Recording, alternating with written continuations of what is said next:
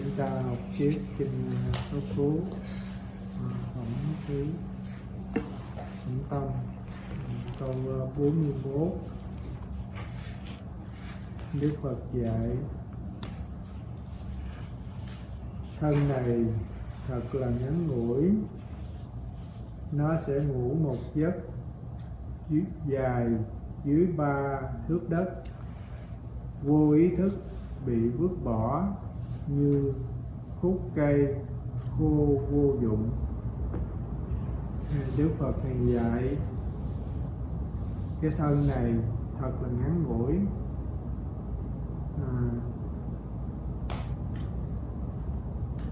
một hơi thở ra mà không hít vào nó cũng qua đi một đời. Đi ra đường mà có một viên đạn đâu nó lạc cũng là vô thường. Đi xe mà đụng nó cũng là vô thường. Nên cái thân Đức Phật này dạy nó khi mà nó mất đi, một hơi thở ra mà không hít vào thì nó qua một đời khác. Mà chiếc thân của mình nó như là một cái khúc gỗ.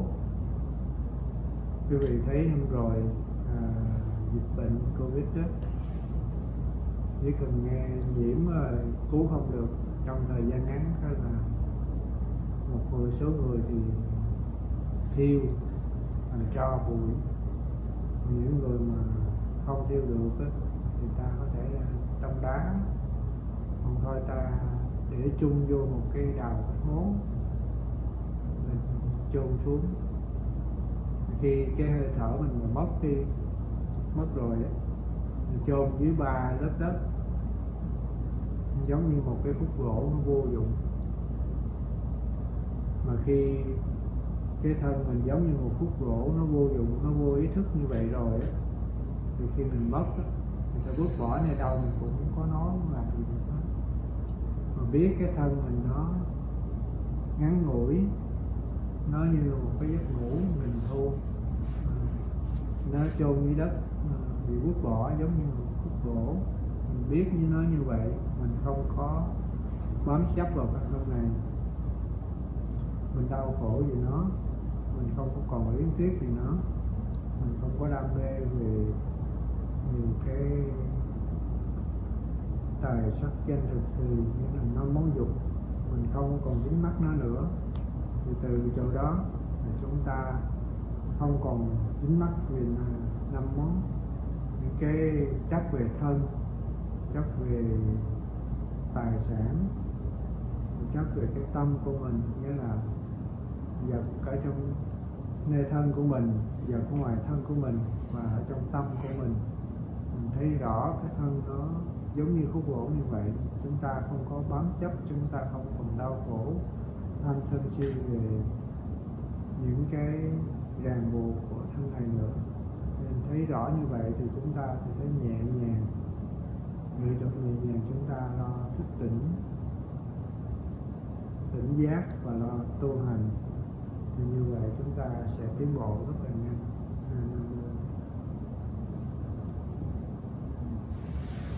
Continue with the Dhammapada, verse 41. Here, the Buddha teach us not to have an attachment to our body. Before long, alas, this body deprived of consciousness will lie on the earth, discarded like a useless log. So what he's trying to teach here is that we often get attached to our body, right? It's the most important thing, how it lives.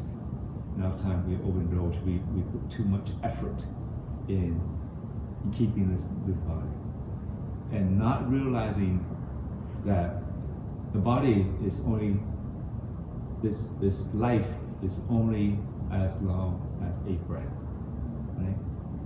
If you don't take that inhale or you don't take that exhale, that's it. That's the end of your life. Then the body becomes just like a useless log. What that means is that don't overindulge, right? But understand the preciousness of the body as well. live in the present moment, live in the breath. That's why we always focus on the breath, to bring us to the present moment, because you only can breathe in the present, right? You can't breathe the breath you've taken. You can't breathe the next breath. You only can breathe the very breath that is in the present. So, but that doesn't mean to treat your body unkindly either. We need this body to live, and you have to kind of reframe the use of the body. Right? It's not for satisfaction, wasting time satisfying the body. And if you notice, even when we satisfy the body, it's very temporary, very impermanent. Right? The food that you eat may taste good, but the distance between the tip of the tongue to the throat, beyond that, you can't taste anything anymore. The only enjoyment you have is just that link, right? Similar to the breath. Right? So treat your body wisely, so that we have a body that's healthy to practice, cultivate our mind, right? To practice to overcome suffering by understanding the Dharma carefully. And not just understanding the practice. There's two aspects of Buddhism. Saying that you need to have understanding. You learn the Dhamma, but the most important thing, through that understanding, you have to practice. The practice is where you embody the Dhamma. Right? You experience the Dhamma. That brings wisdom. Right? Otherwise, if you just learn the Dhamma, it's just an intellectual effort. It doesn't bring wisdom. It doesn't bring the experience.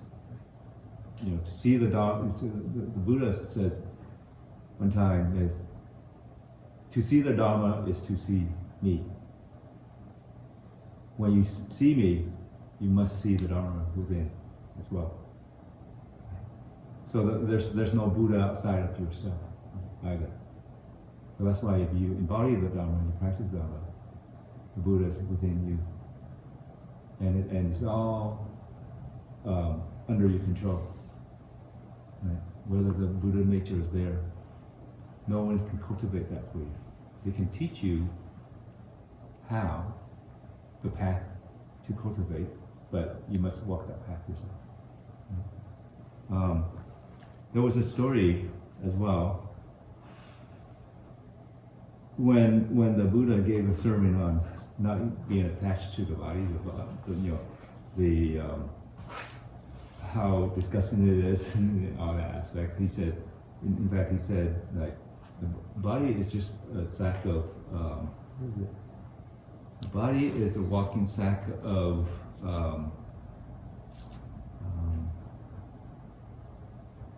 like a cemetery, right? What we eat in there. It's just a sack of disgust. Except we're enamored just skin deep. That's it. Beyond that, imagine the prettiest person, the handsomest person you've ever seen. If you take away that tiny thin layer of skin, would you be, would you have the same perspective about that person in terms of beauty? So we need to go see truly, in a wise way, how precious the body is. It's not precious as cultivating beauty. And oftentimes, even beauty itself can bring suffering.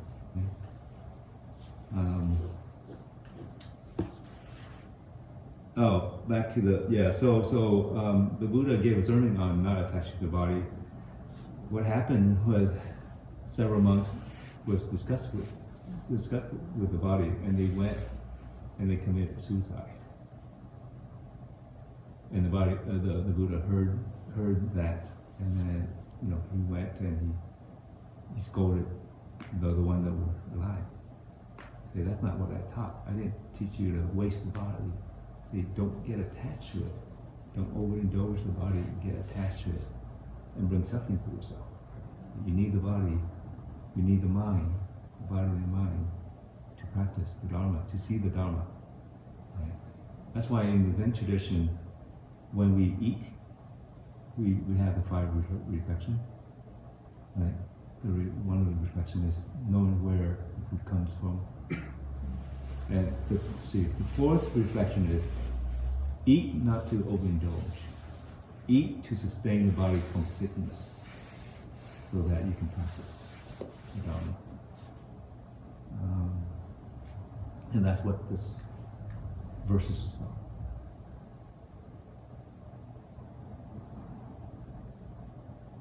Any questions?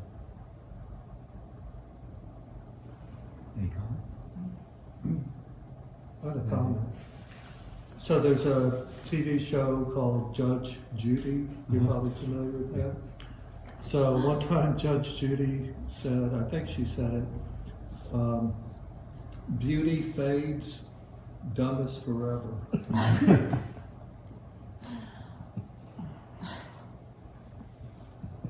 That's it. Yeah. I have a question. Yeah. Could you explain the Dharma? Oh, Dharma. Okay. The word Dharma. There's several definitions for the word Dharma. In Buddhist perspective, the Dharma is the teaching of the Buddha. His teaching is called the Dharma. In India, in Sanskrit, Dhamma means everything. Everything's Dhamma. Whole universe. Everything that you can experience is Dhamma. That's what it's a really hard word to explain. Let me go ahead. Yeah, if I might offer a synonym, I think they call it phenomena. So it means the teaching, and also it means what we call phenomena. Yeah, that's a good one. Yeah. It is a little confusing because when you read the Heart Sutra, it said all dharmas are marked with emptiness. Right. And I think they're referring to phenomena there, I think. Yeah. They're referring to phenomena. Well, if you look at they also refers to non-self. There isn't a self that's distinct that you can say this is me. Right? Like we talked about before, the mind's always changing. Your mind's always changing. What you call yourself changes based on the condition around you. How you identify yourself, right?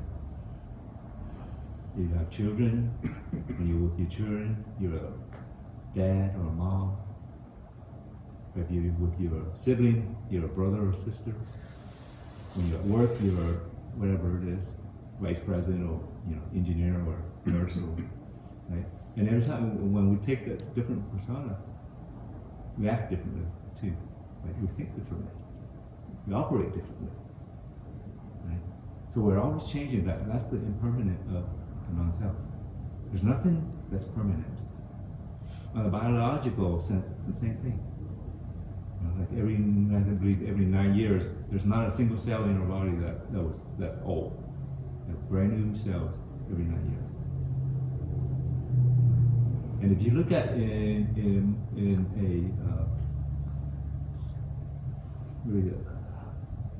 atomic physics, what are we made of? Atoms, right? But if you look into the atoms, what is the most that the atoms made of? What? Energy? No.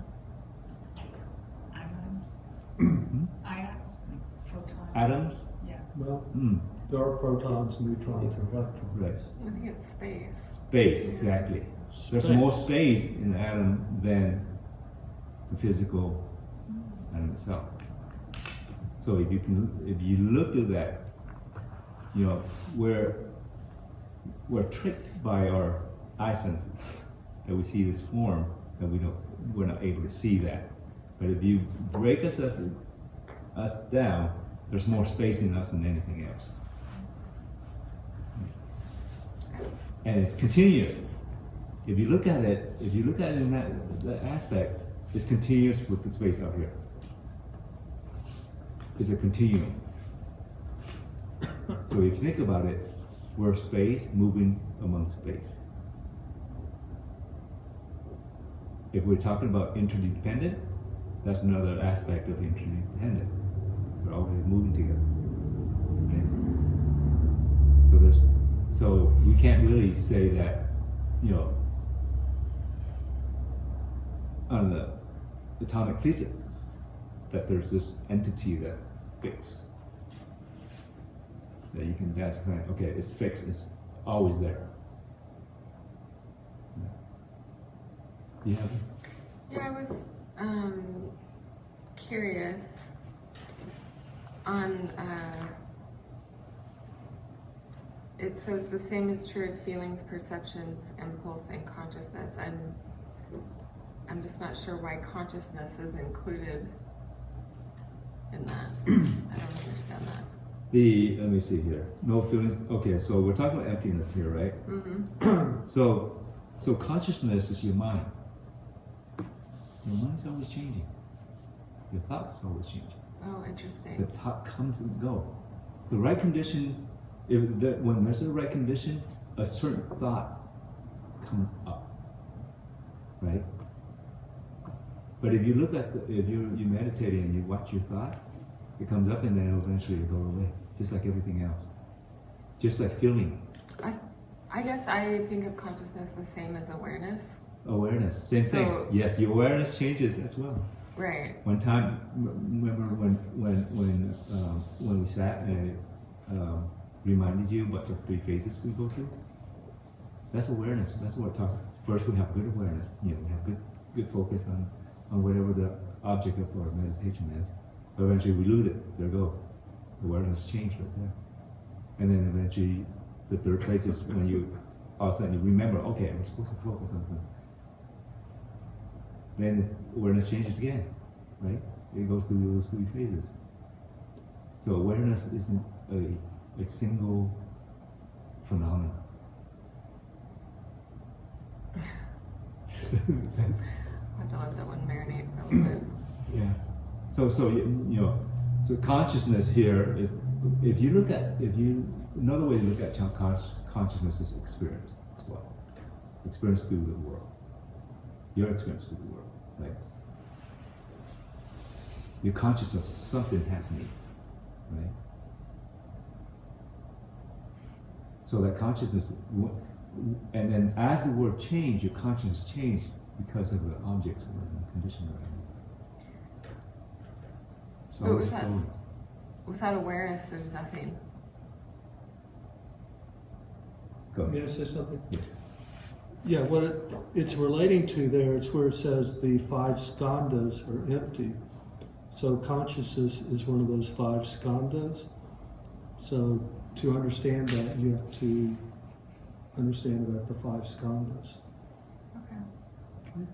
And I'm sure they're going to teach all about that. Yeah, maybe we need a basic, Yeah. fundamental. I was gonna say when I went to that retreat, that's all they focused on was the 5 Yeah. scanners, 5 aggregates to understand the form, feeling, Mm-hmm. perception, impulse, Mm. sector, all those. Good. Yeah. And they explained it, and then it really helped me Mhm. to understand. So I can see where you're coming from. Understanding the 5 skandhas, nuang, it helps a lot. I think it's always good to stick with the basics. Yeah. Even if we already know them, I think it's good to Mhm. do with him. Okay. I'll talk to him about that. So, yeah, does that make no sense about the consciousness? I think it's just the verbiage is different than what I'm used to, but I think we're talking about the same thing. Yeah. It's just the language is a little different. That's why I was kind of. Here I think you can relate consciousness and awareness. It's the same thing. Yeah. That's probably the easiest way to look at consciousness. Because here we say emptiness in form. Form, that's the body, right? Feeling, the sensation, right? Through the senses. Perception, how you perceive things, right? Impulses, reaction to what you perceive, and then consciousness of all that, of the whole realm of form, form, feeling, perception, impulses. So we're in this sentence here, they're referring to the teaching of the interdependent, how the process of how you experience the world. So at first you have form, and then you have feelings, so contact, object, let's say I and whatever you see comes into contact with each other. So you see, you recognize an object, and you have some feeling about it. Okay, is it pleasant, unpleasant, neutral? Is it to it, right? So that's the very basic, your very first experience that you have about anything through your six senses. Consciousness is also a sense. Right? So let's say if I hear something, I hear a bell. So the sound of the bell is the object of the ear, of hearing, right? So here I have the fire in here, in form is the ear. I hear the bell, that's an object of the ear, of hearing. They're in contact, they come into contact, that means you perceive it, right? You hear it, and then from that, the next thing happen is that you have certain feeling about it. And those feelings are either pleasant, unpleasant, or neutral. Right? And then from the feeling, you perceive it in a certain way. And then from that perception, then you react a certain way to it. That's the impulses. And the consciousness is you're aware of all that happening. Right? So what happened when we have unpleasant feeling to anything?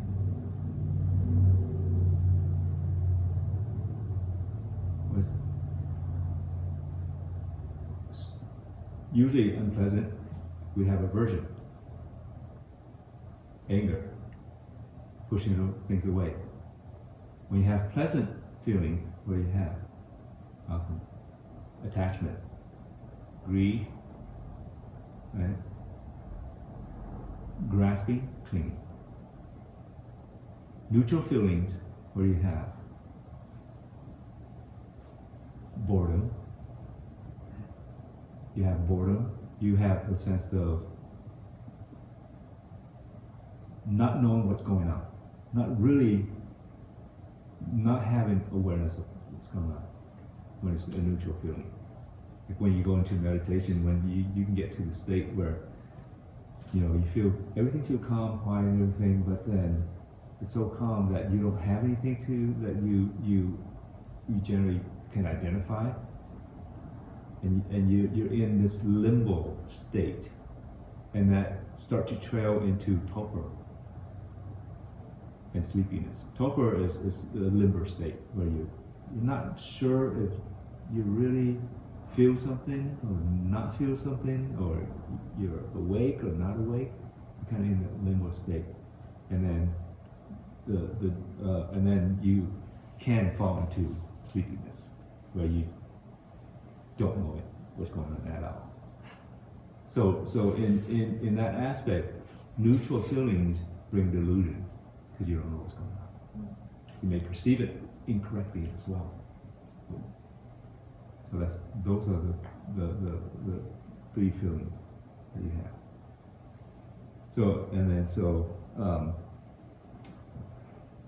And through those three feelings,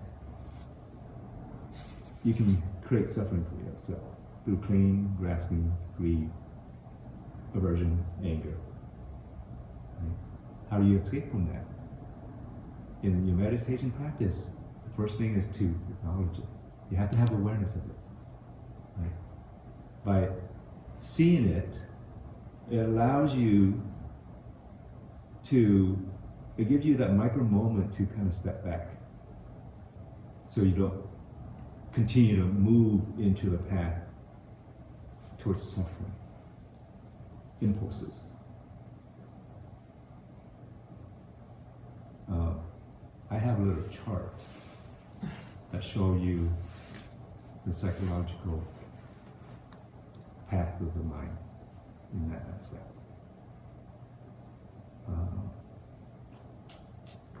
Maybe I'll bring it next time. Yeah, Explain it. that would be good. And I'll explain it how it operates, the difference between a trained mind and untrained mind. Trained mind means a mind that practice meditation, have the awareness of the mind, of the body. I think that'll be very helpful. It'll be helpful to your meditation as well.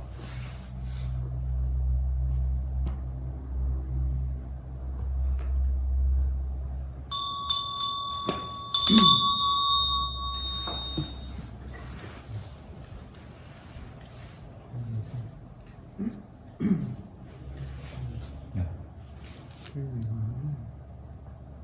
Nói sao rồi? Chúng sanh vô biên thể nguyện độ phiền não vô tận thể nguyện đoạn pháp môn vô lượng thể nguyện học Phật đạo vô thượng thể nguyện.